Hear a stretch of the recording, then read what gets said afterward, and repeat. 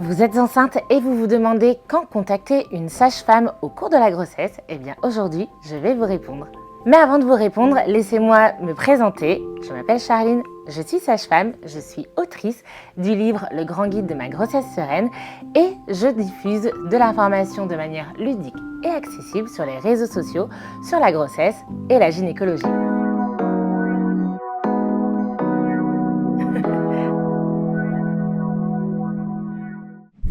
Vous avez vu, j'ai rajouté dans mon intro le fait que je suis autrice car oui, ça y est, mon livre vient de sortir le 10 janvier 2024. Et vous pouvez le retrouver partout. Alors, quand contacter une sage-femme? Évidemment, je vais parler du cas de la France car je ne sais pas comment ça se passe dans tous les pays du monde, mais comment ça fonctionne en France. Il y a plusieurs options. Vous pouvez contacter une sage-femme dès que vous apprenez que vous êtes enceinte.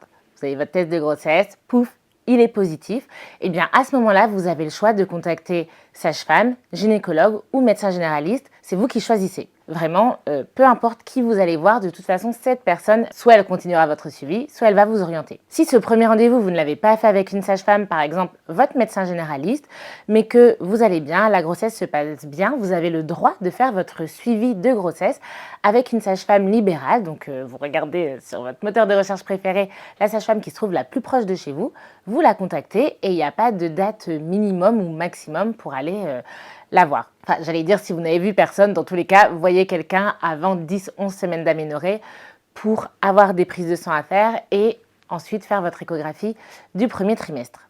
En parlant d'échographie, vous pouvez également contacter une sage-femme pour faire votre échographie. C'est vrai que souvent, lorsque vous vous demandez à partir de quand je peux contacter une sage-femme pendant la grossesse, c'est que peut-être votre suivi justement ne se fait pas avec une sage-femme et avec un gynécologue, auquel cas c'est souvent lui qui fait vos échographies. Si jamais il ne fait pas d'échographie ou si vous êtes suivi par un médecin généraliste, eh bien sachez que, encore une fois, si votre grossesse se déroule normalement, vous pouvez faire vos échographies avec une sage-femme, que ce soit en libéral ou à l'hôpital. Mais avant de continuer, si vous trouvez ces informations utiles, importantes et que vous ne voulez pas louper toutes les autres informations autour de la grossesse, eh bien je vous invite à vous abonner. Ensuite, vous pouvez consulter une sage-femme pour faire de la préparation à la naissance et à la parentalité. Le but de la prépa, eh bien, c'est de faire des séances. Donc, vous avez un entretien pris en charge à 100% par la Sécu. Ça veut dire que vous n'avancez pas de frais, juste vous passez votre carte vitale et c'est la Sécu qui paie la sage-femme. Donc, cet entretien plus 7 séances de sorte à avoir des informations sur l'accouchement, sur l'alimentation du bébé, sur le postpartum, sur la parentalité, sur le suivi de l'enfant. Mais également, ça peut être l'occasion de faire des séances pratiques telles que de la prépa yoga, hypnose, pour gérer le stress, l'anxiété, des peurs et vivre une grossesse sereinement. Tout ça, cette prépa à la naissance, elle peut être réalisée par une sage-femme, de nouveau en libéral ou à l'hôpital. Et quand est-ce que ça démarre la prépa? Eh bien, ça dépend des sages-femmes. Chaque sage-femme s'organise comme elle préfère. La plupart du temps, les séances de prépa se déroulent sur le 7e et 8e mois. Mais il est recommandé de faire l'entretien prénatal précoce, c'est ça le nom complet, entretien prénatal précoce, aux alentours du 4e mois. C'est d'ailleurs son deuxième nom, l'entretien du 4e mois. Et c'est généralement lors de cet entretien qu'on parle de prépa à la naissance. En fait, si vous contactez une sage-femme au 7e mois en vous disant « c'est l'heure de faire ma prépa », eh bien vous risquez de ne plus avoir de place pour faire la prépa que vous souhaitiez faire. Ça dépend aussi s'il y a beaucoup de sages-femmes autour de chez vous. Clairement, mon conseil du coup, c'est que si vous ne faites pas votre suivi de grossesse avec une sage-femme, contactez une sage-femme aux alentours du 3e mois, de sorte à avoir un rendez-vous pour l'entretien du 4e mois, de sorte à planifier vos séances de prépa, même si ça vous paraît super loin de déjà penser à la fin de grossesse. Et enfin, peu importe avec qui vous faites votre suivi de grossesse, eh bien vous pouvez contacter une sage-femme dès que vous en ressentez le besoin. Que ce soit parce que la sage-femme qui fait votre suivi n'est pas disponible, elle est en vacances et malheureusement elle n'a pas de remplaçante, eh bien auquel cas vous pouvez contacter n'importe quelle autre sage-femme proche de chez vous ou en téléconsultation juste parce que vous avez des questions. Oui, parce que si vous avez des questions personnelles ou sur des questions sur les bilans que vous avez reçus, je n'y réponds pas sur les réseaux sociaux, ce n'est pas du tout le but. Dans ces cas-là, prenez rendez-vous avec une sage-femme dans la vraie vie qui aura du temps à vous consacrer pour analyser vos résultats, vous répondre, vous rassurer, etc.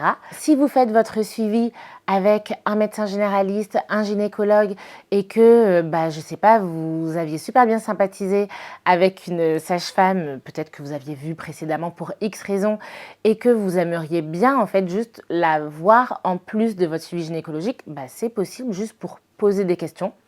C'est un motif de consultation, de parler, donc vous pouvez. Ça peut être le cas, par exemple, si vous avez une grossesse pathologique qui doit absolument être suivie à l'hôpital par un obstétricien, mais que votre sage-femme a une manière d'expliquer ou de recevoir vos émotions, ou également peut-être plus de temps, eh bien, ça peut permettre d'avoir un suivi couplé entre quelque chose de très médical, avec un médecin qui, bien évidemment, va être capable de répondre à vos questions et vous écouter. Mais parfois, vous avez besoin de plus, et c'est aussi un complément que peut apporter la sage-femme.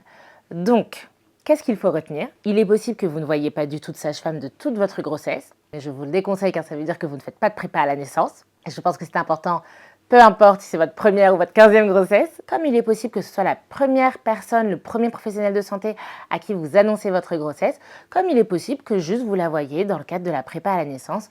Tout est possible. Dans tous les cas, si vous ne savez pas, contactez la sage-femme la plus proche de chez vous ou celle qui propose ce que vous souhaitez faire. Et elle saura vous dire comment elle s'organise. Et évidemment, à côté de tout ça, entre vos rendez-vous, pour plus d'informations générales autour de la grossesse, je vous invite à me suivre sur Instagram, sur YouTube, mais aussi à vous procurer mon livre, Le Grand Guide de ma grossesse sereine, dans lequel je réponds à plus de 200 questions autour de la grossesse, de l'accouchement et du postpartum. Je vous remets en haut la vidéo où je vous explique tout ce qu'il y a dans le livre. Je vous remercie d'être arrivé à la fin de cette vidéo. Si vous avez des questions, je vous invite à les poser en commentaire. Je me ferai un plaisir d'y répondre dans de prochaines vidéos. Je vous souhaite une très belle journée, très bel après-midi, une très belle soirée et je vous dis à la semaine prochaine pour la prochaine vidéo. Et si vous regardez cette vidéo, c'est peut-être que vous êtes enceinte, alors je vous remets juste ici la vidéo sur l'anatomie de la grossesse. Ciao!